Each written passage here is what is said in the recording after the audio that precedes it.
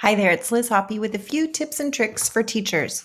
In this video, I want to show you how you can project Google Slides when you have a Google Classroom assignment and every student has their own copy. Sometimes that makes it tricky to project everyone's slides so that they can talk about them. I want to show you a really easy trick that's going to help with projecting. It's also going to help you score their work quickly. So here's a sample Google Classroom assignment. In this case, it was 8 parts of grammar for a made-up day. I set it up so every student will get their own copy. And that's going to do something cool in Google Classroom. Of course, Google Classroom automatically makes that copy for every student. You might not have noticed, though, this little icon right here, when you open up the assignment, this is on the teacher view. That's the folder that you can go to and see everyone's assignment. So if you click on that folder, it's going to take you to the folder in Google Classroom. See, it's in My Drive Classroom, the name of my class, and then the name of the assignment. And I'm going to see all the student work. Okay, that's super cool. That's whether they're done or not, whether it's turned in or not, all their work is in there.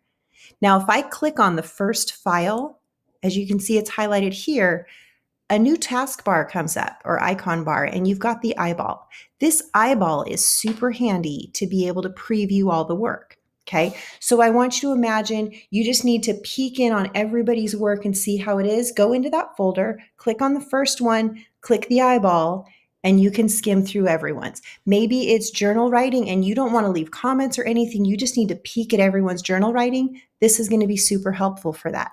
When you click on the eyeball, in this case of Google Slides, here's my slide. It's going to open up the first student's slide.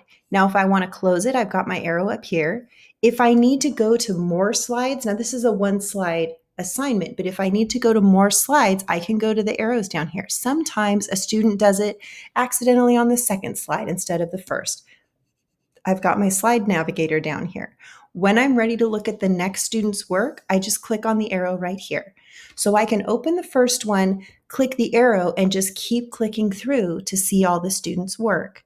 This is really helpful. You can imagine if you're projecting on a screen in your classroom, go to the first one, have the person talk about it for 10 seconds. Go to the next one, have the person talk about it for 10 seconds. Super for thin slides, super for any project they're working on. Make a slide of that and then you can flip through it. You've just heard from everyone. They've all practiced their listening and speaking, and hopefully everyone has a little bit of a different take on things. So this way of previewing slides, or any assignment really, but I find it to be a really great idea when you're doing Google Slides with your classroom and you want your students to speak about them. So I hope that helps. Remember, the best way to learn is to try something new and repeat it. So don't be afraid to go out of your comfort zone with using Google Slides with students and give them chances to talk about their learning.